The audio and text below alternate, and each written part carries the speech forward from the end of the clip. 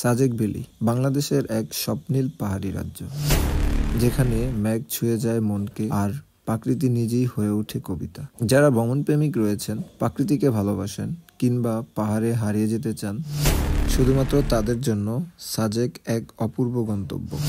অনেকে আমাকে প্রশ্ন করেছে, এবারে আমরা সাজেকে কোন রিসোর্টে উঠেছি, এত সুন্দর ভিউ কোন রিসোর্ট থেকে আমরা পেয়েছি। আপনারা যদি সাজেকে কখনো আসেন তাহলে কংলাক পাহাড়ের এই মেঘকুটি রিসোর্টে আসতে পারেন, কারণ ওনাদের এই রিসোর্টটি খুবই কম প্রাইসের মধ্যে আপনারা চাইলে ভাড়া করতে পারবেন। আর এখান থেকে আপনার পিছনের ভিউ বা ব্যাকগ্রাউন্ড এত জোস আসে যা আপনাকে খুবই একটা অন্যরকম পরিবেশ ফিল এনে দিবে।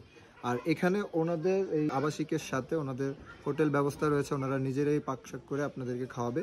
আর এখানকার খাওয়ারের সিস্টেমটা হচ্ছে সকাল, দুপুর, রাত একই সাথে। আপনাদের চাইলে হোটেল ভাড়ার সাথে অ্যাডজাস্ট করে খাবারটা অর্ডার করতে পারেন, আবার চাইলে আলাদা করেও অর্ডার করতে পারেন। ওনাদের এই কটেজে মোট 4টি রুম আছে। আপনারা চাইলে 4টি রুমে 8 জন করে 4-32 জন থাকতে পারেন। আবার চাইলে আপনারা 2 জন 3 জন করেও প্রতি রুমে থাকতে পারেন। এখানে রুম ভাড়া 2000 থেকে শুরু করে 3000, 4000, 5000 সিজন বুঝে আপনারা নিতে পারবেন। এটা হচ্ছে এই রিসোর্টের দুপুরের খাবারের প্যাকেজ। আর এই প্যাকেজে রয়েছে আপনার আনলিমিটেড ভাত, আনলিমিটেড ডাল, সেই সাথে রয়েছে আপনার 1 পিস আলু ভর্তা, সেই সাথে পাহাড়ি মুরগি। 5 পিস গোস দিছে রে কে দেওয়া হয়েছে। তারপর আমি আবার থোড়া চাইছি, কি পরিমাণ থোড়া দিছে এগুলো আমি সব এটা আমি তো একলা খাইতাম না। এই যে লগে এত একটু সত্যি কথা বলতে ওনাদের খাবারের রান্নাটা অনেক অসাধারণ ছিল। সবাই ওনাদের খাবারের রান্নার খুবই প্রশংসা করছে। পার্সোনালি আমার কাছে ওনাদের এই খাবারের টেস্ট অনেক ভালো লাগছে। এরকম দুষ্টামি করলে কিন্তু আমি দিব না খাবার একেবারে। কংলাক পাহাড়ের এই সাইডটাতে আসলে এরকম অনেক কিউট কুকুরছানা দেখা যায়, যা দেখতে অনেক ভালো লাগে। আর এগুলো মানুষের সাথে খুবই মিশুক। দুপুরের লাঞ্চ শেষ করে আমি অনেক টায়ার্ড, আমি চলে আসছি রুমে। আমি এখন একটা ঘুম দিব, যেহেতু আমার সাজেকে এই পর্যন্ত অনেকবার আসা হয়েছে, যার কারণে আমার এখন নতুন করে ঘোরার কিছু নাই। তাই আমি একটা ঘুম দিছি। ঘুম থেকে ওঠার পর দেখি 9টা বেজে গেছে। ঘুম থেকে উঠে রেডি হয়ে সোজা চলে গেছি কংলাক পাহাড়। ওখানে গিয়ে 1 কাপ চা খেলাম। ঠান্ডা পরিবেশ, বেশ ভালোই লেগেছে। এখানে বেশ কিছুক্ষণ ঘোরাফেরা করে আমরা চলে গিয়েছি রাতের ডিনারে। রাতের ডিনারে ছিল 1 পিস গ্রিল, 3-4 পিস পরোটা, যে যতটা খেতে পারে, সেই সাথে ছিল সালাদ, সেই সাথে ছিল একটি চাটনি। টেস্ট কেমন? মজা। রেস্টুরেন্টে আপনারা মনে করে আপনারা ভবিষ্যতে আসলে এখানে খাওয়া দাওয়া করবেন, খুব মজা।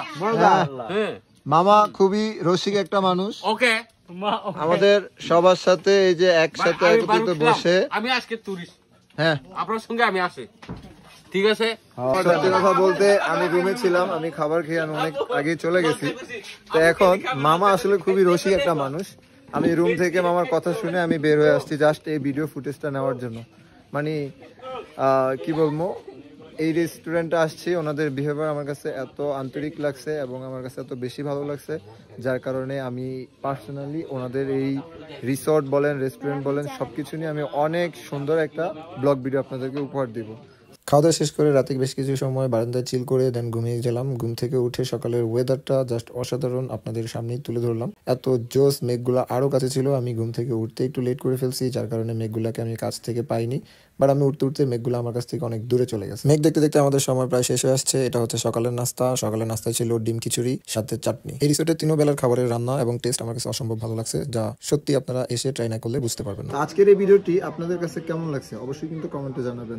ভিডিওটা যদি বেশি ভালো লাগে তাহলে আমাদের শেয়ার করে দেখার সুযোগ করে দিবেন। আজকের মতো ভিডিওটা এখানে শেষ করছি। সবাই ভালো থাকবেন। আসসালামু আলাইকুম। আর দাদাকে চিনে রাখবেন, ঠিক আছে? আমাদের চাঁদপুরে যারা আছেন, আশা করি এই মেঘকুটিতে আপনাদের ভালো লাগবে, ঠিক আছে দাদা? আর আজকে চাঁদপুর ইলিশটা নিয়ে আসেন। হ্যাঁ, ইনশাআল্লাহ।